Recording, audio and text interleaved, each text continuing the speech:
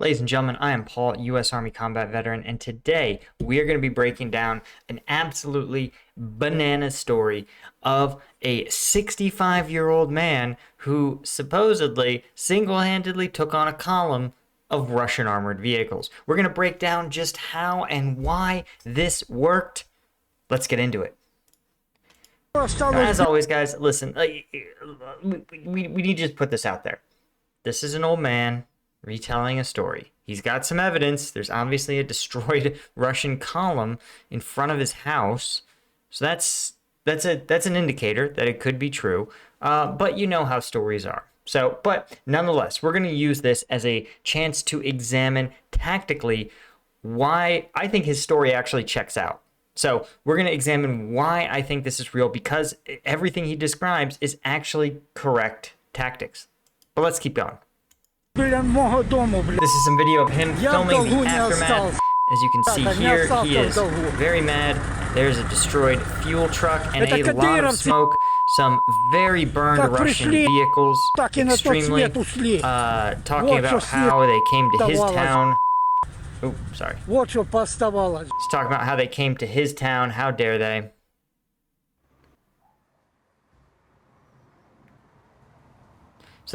So first off, this was in February, right? So this was months ago, and it's worth noting because in February, right, that was very early in the invasion, and one of the things that is worth noting is that the Russian troops were also very limited in experience.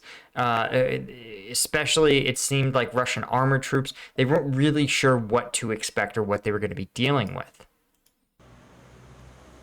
Okay, so we talked about how with a captured grenade launcher, he ambushed the invaders. Now, having watched this once already, it's not a grenade launcher, it's an RPG. It's while sometimes we mistranslate it as a rocket-propelled grenade, it's not. It's a very different battlefield tool.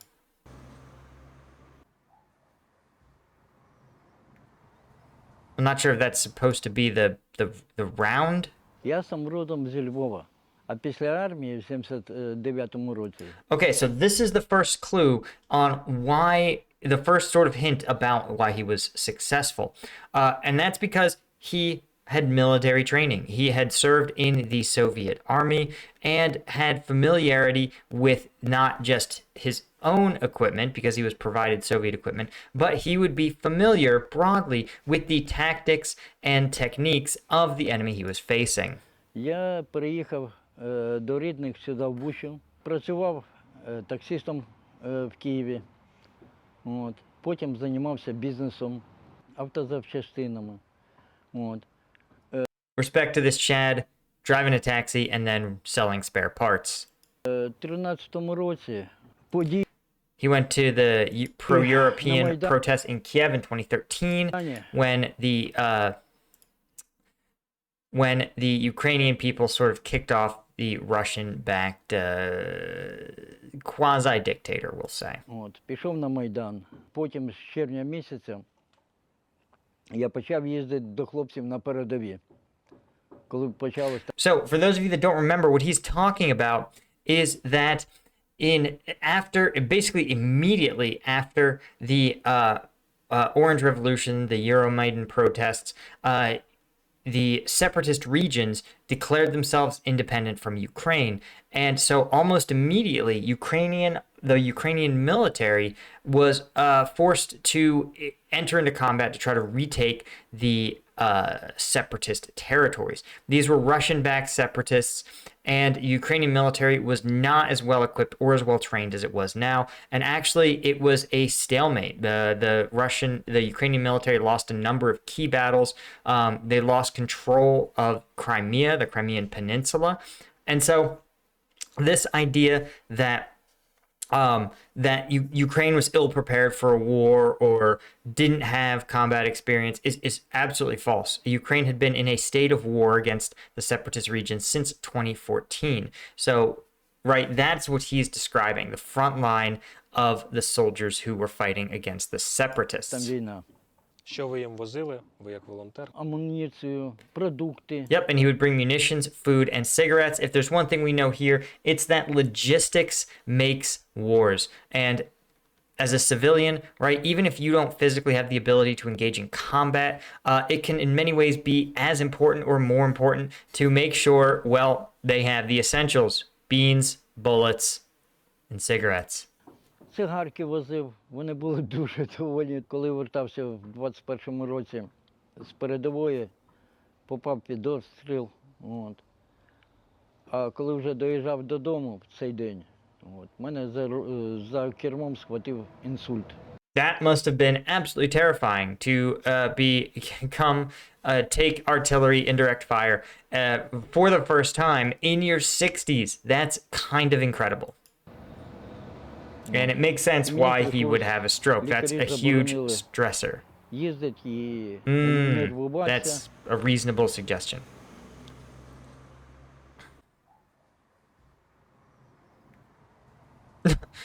What? You mean they're not taking 60-year-olds with a history of stroke? No way. Though what's interesting is one of the biggest risk factors for having a stroke is being overweight or obese, which he appears not to be. He appears to be an active guy in relatively decent shape. So they're fast forwarding now to the conflict.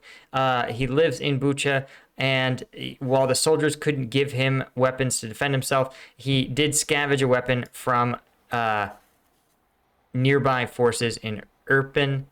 Після боїв у хлопців An RPG-18 and a few grenades. Okay, so what exactly did he get? Let's take a look. All right, RPG-18. Right, this is a Soviet short-range disposable anti-tank rocket launcher designed in 1972. So what he was showing was probably the remainder. It's very similar to the Law, and it fires a 64 millimeter heat round, able to engage targets within 200 meters, right? The range is limited because the warhead self-destructs 6 seconds after launch. So you really can't go beyond 200 meters. And because it's not reloadable, it only requires a single operator. This is interesting because in a lot of ways, this is the perfect weapon for him. A one-shot, single-man use, pretty intuitive anti-armor weapon. У підбитих БТРів, танків, гранатомет, ПРГ-18. Talks about how he received recovered weapons from the battlefield. This can be a great way to source your own weapons. If you watched any of the footage from the Afghan conflict, especially as the later phases of the conflict occurred, you saw more and more of the Taliban sporting American M4s and M16s. And the reason is because those were captured or procured in other ways from U.S.-backed Afghan security forces. And the more those Afghan security forces changed sides, abandoned their weapons, or deserted, the more weapons the Taliban was able to acquire, to the point now where you look at the Taliban forces and they are as well equipped as any first world military. Воно пригодиться. Right? He was probably an anti-tank operator in the Soviet army. So he probably had an understanding of the weapons system, because obviously he's going to know that he has to have a certain standoff distance. He's going to have to know where to target. But not only that, he has the double advantage of knowing not just how to position himself and engage in a good anti-tank ambush, but he also knows what his enemy's tactics, techniques, and procedures may look like. Йде велика колона. На поготові приготовив гранатомет. So he sees the column coming from the railway station. This makes a lot of sense. He probably received intelligence.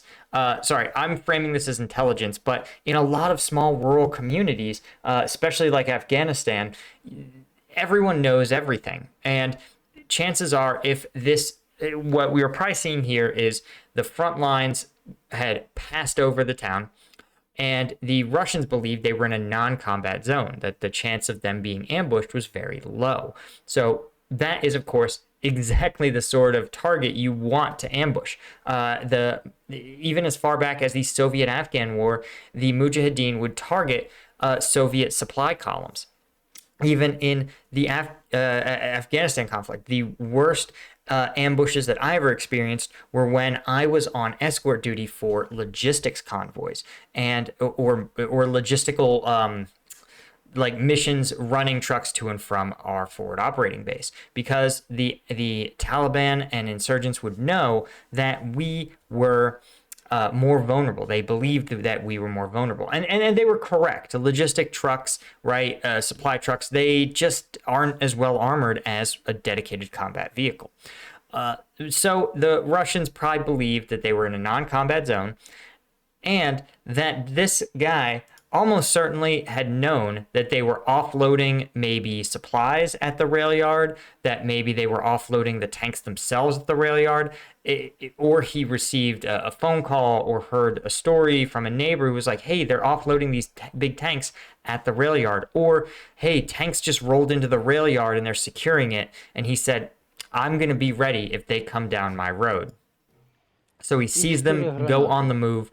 He has a prepared ambush position. I think this is really important. He doesn't state it explicitly, but I think it's pretty clear that he has prepared an ambush site, right? And this is another advantage. When you don't have a numbers or firepower advantage, you have to exploit the terrain. And while I don't know the exact position he set up in, what he did know, this is his world. This is his home. And so he knows this particular chunk of terrain better than almost anyone else. And so that means that while these tanks might not have a good idea of where an ambush is likely to come from or escape routes he might have, he knows everything: lines of sight, what can be seen from where the nearest roads are, how to put meaningful terrain between him and the tanks. He knows all of it. So he almost certainly had a planned ambush site, knew how to select an ambush site because of his anti-tank training,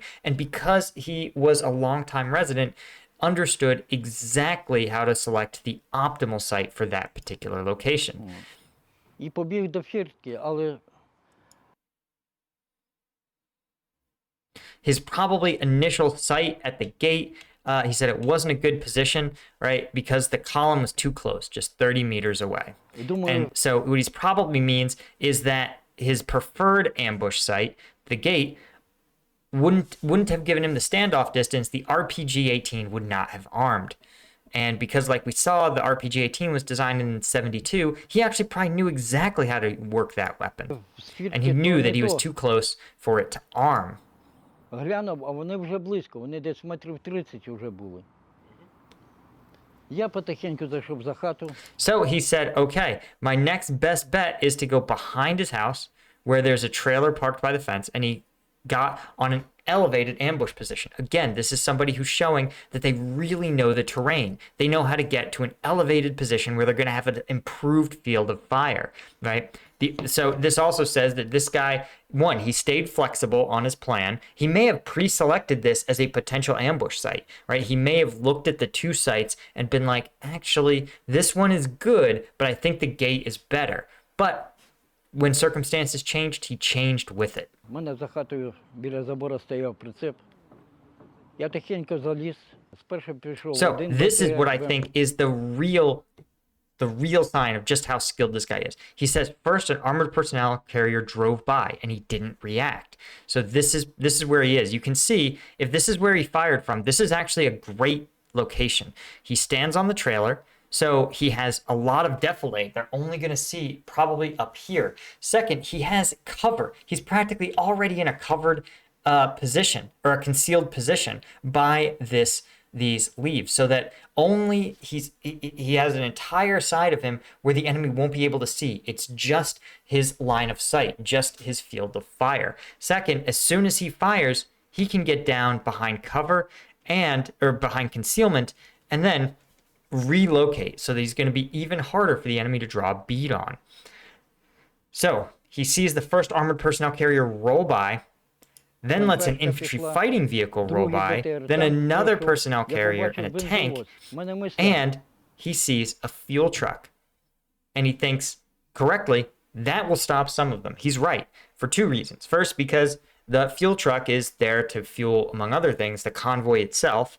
Second, The fuel truck is far less armored and is going to be more likely to be destroyed even if he gets a hit that isn't direct. But 3, fuel explodes.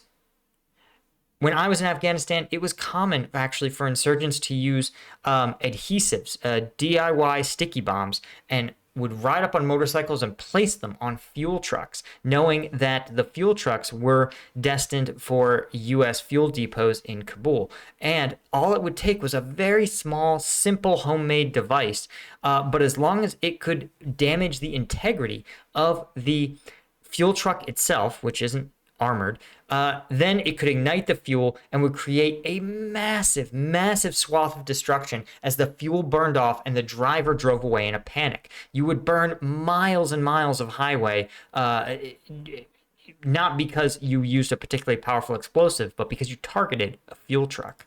Можливо, щось зупиниться. І я вистрілив He гранатометом. fired the anti-tank weapon.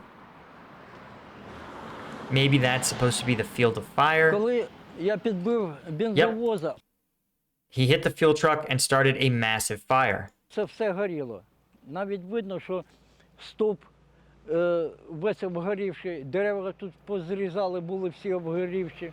Уже звідти орки не Right, he talks about how they couldn't move because the fuel had spilled, right? You can't, so this is really lucky. The infantry, which normally would dismount, were unable to dismount because they were surrounded by fuel. They couldn't risk getting fuel on themselves. It may also have been that they could have been confused. They could have been trying to find a distance and direction.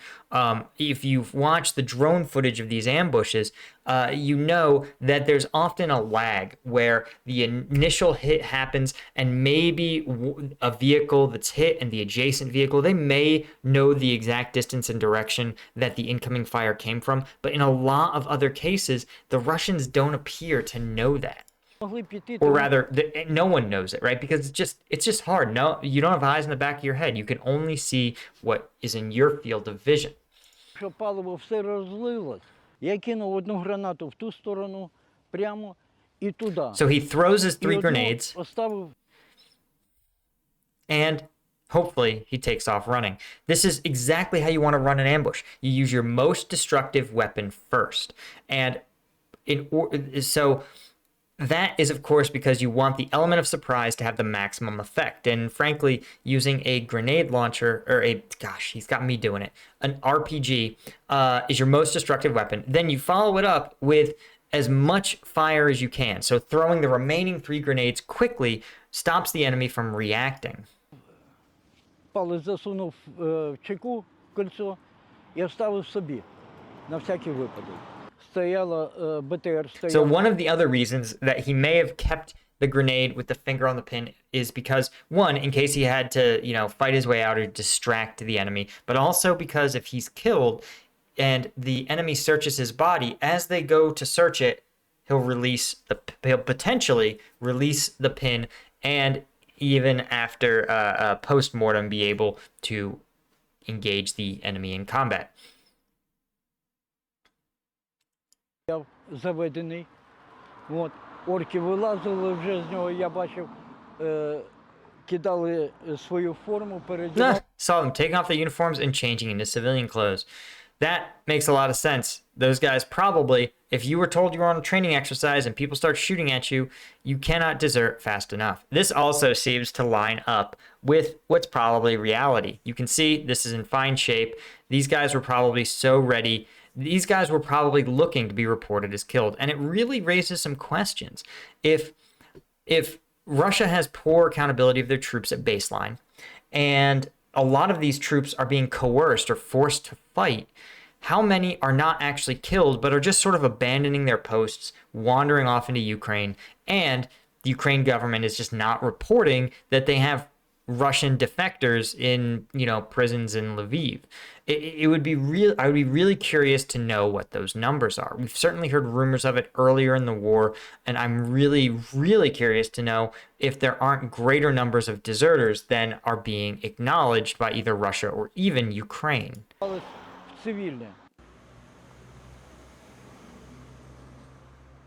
So it says he moved into a neighbor's yard as the firefight broke out. Now it's possible that the column under attack simply began to put rounds downrange in an effort to suppress the enemy wherever they were.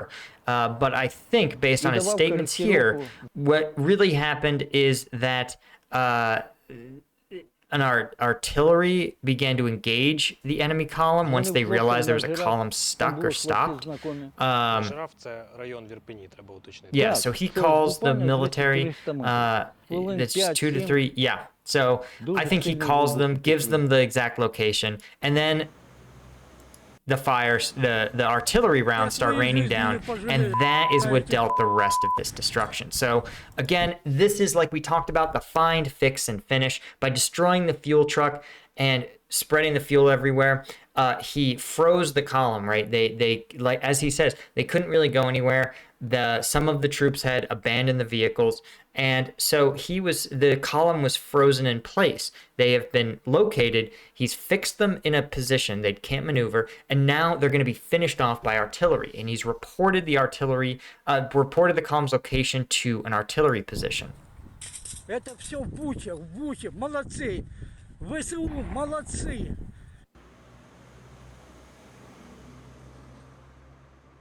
That is a badly damaged house. Yes, indeed. Бачите, відважний і герой. I wonder if his son is also in the military. Горжуся. Have seen his footage and called it fake.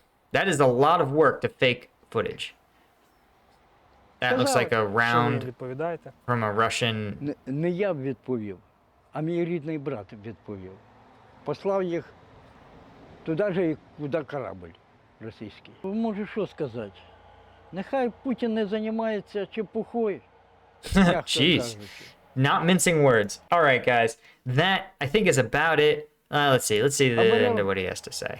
Собі лікарство, іди в свій бункер і догниває там до кінця.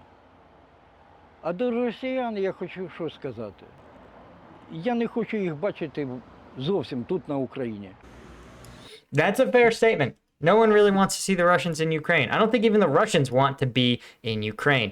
Hopefully those Russians that changed into civilian clothes and dipped, surrendered, and are sitting in a POW camp somewhere, hopefully being treated fairly. And hopefully their families are safe.